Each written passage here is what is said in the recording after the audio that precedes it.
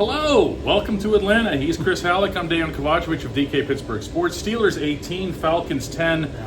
A pretty upbeat locker room, wouldn't you say? Very. Yeah. Very. I mean, that's a huge road win there. But Chris Boswell, the star today. Oh, no question. Yeah, 6 field goals. The last time I covered a game in which he covered 6 field goals, it was in Kansas City, and they won in the playoffs the last time. Win. Yeah. Is that indicative of what's going to happen at the end of this season, maybe? You mean like some sort of positive omen? And no, I wouldn't say that. I would say that it would be a whole lot better, and I'm sure, based on my conversations downstairs, they would agree if they would just punch it in occasionally.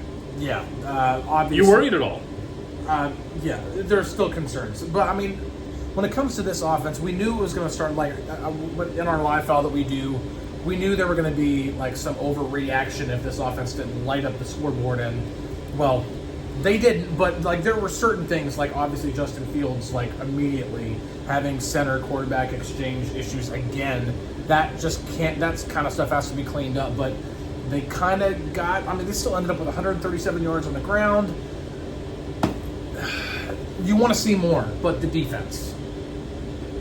Oh, yeah, no question. The defense, to me, was what, with all due respect to Boz, the defense was what won the game. The defense... That's not what Deshaun Elliott said. Came out I know. The defense came out in the second half and was just ready to go. Yeah. And it was funny.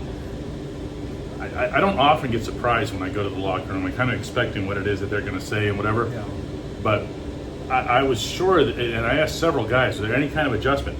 Anything at all? Yeah. And they were like, nope, nothing. Everything was just the ones, meaning the regular first teamers, the guys like, TJ Watt, Cam Hayward, so forth, that don't participate in the preseason. This was their first game action of the year. Yeah. And it's just a different beast. It is. And you kind of saw that early on, especially with the way the Falcons were able to run the ball in the first half.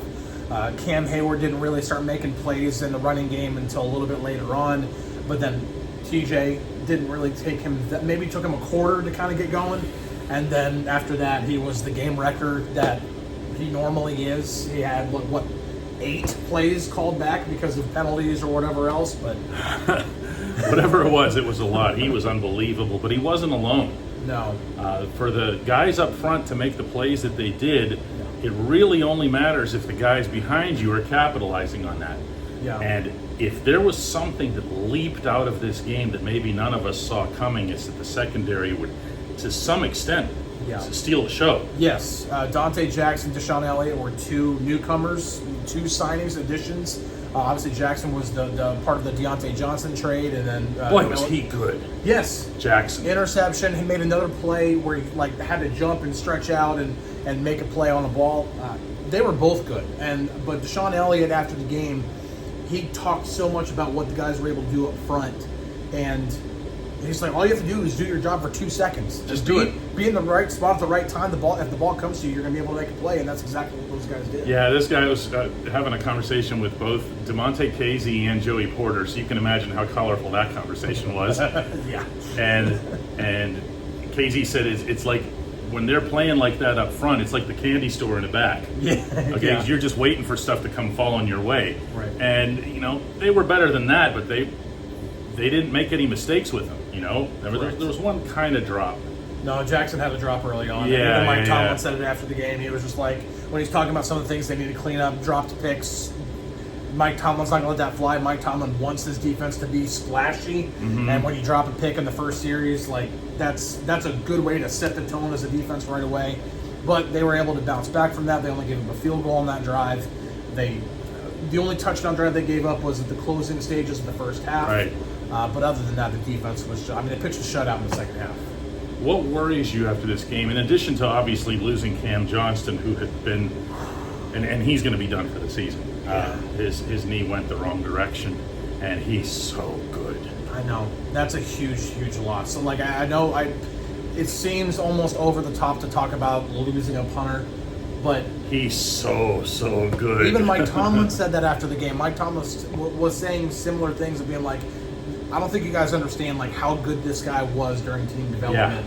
Yeah. He is that good, and replacing him is going to be really, really difficult. So other than that, Yeah. what would worry you? I liked what I saw from the offensive line, but I need to see more from the offensive line. They did That's a lot. fair. They did better than I thought they would against this Atlanta front, who I think is actually very underrated. But the holes didn't really start opening up until the second half in the running game. But they did. They did open up, and that's why I'm saying, like, it was better than I thought it was going to be. There needs to be more. Justin Fields, there needs to be more. I think Arthur Smith has more to do as an offensive coordinator, as a play caller, because Yeah, there was those a- weird 3rd and 6 runs have to stop. Yeah. What the heck was that? Yeah, almost no throws to the middle of the field, but I do like the fact Well, that I'll say in Smith's defense, as it relates, since Yeah. you just brought it up, Right. related to throws over the middle of the field, I asked a couple of players about that, and Yeah. their response was, the way Atlanta safeties were positioned, No. it just wasn't going to happen. and it's Jesse Bates and Justin Simmons. These are two of the best safeties in the league. There's that too. It's almost like, why bother trying to throw to the middle of the field and risk, especially with Justin Fields, who, by the way, did not turn the ball over today. Almost did a couple times with those exchanges, but ultimately did not. Did not. Which is good. So but there just needs to be more. They have to get the ball in the end zone. They were right down at that end. Could have gotten the ball in. I got one for you. Okay, go ahead. WR2. Yeah. Okay, George There's Pickens was nothing else. wonderful, Yes. but you can't. We've been saying this for months now, not weeks. Yeah. You can't do this with just George. No. You've got to have other weapons, and that alone maybe can make the biggest difference in getting into the end zone.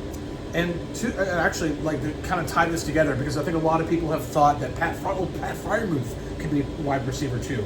Well, whenever you play a team like Atlanta that can take away the middle of the field, And does.